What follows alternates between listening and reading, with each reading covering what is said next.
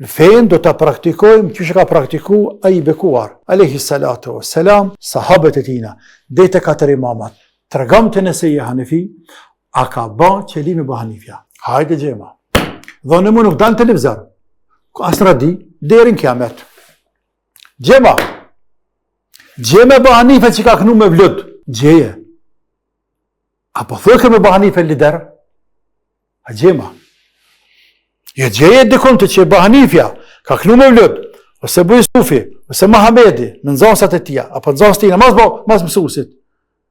Apo kanë bërë qëllime, apo ka kënu Kur'an me pore. Gjema dikon, unë mund televizor nuk dal, as në radio nuk dal. Thëm, nuk di, nuk marrë vesh, se një fin, unë falë musliman, edhe rrishpe. E gjeje. Shon ke pongë shto zëtni.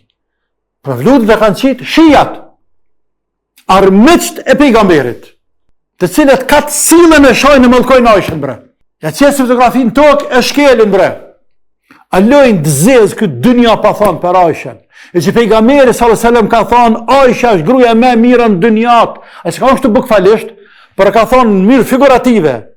Aisha, në krahëzim me gratë e tjera, a është sikurse, pa atë zaman, pa sa do loj, sikurse gulashi, me mish, krahëzim me ushqimet e tjera të ati zamani.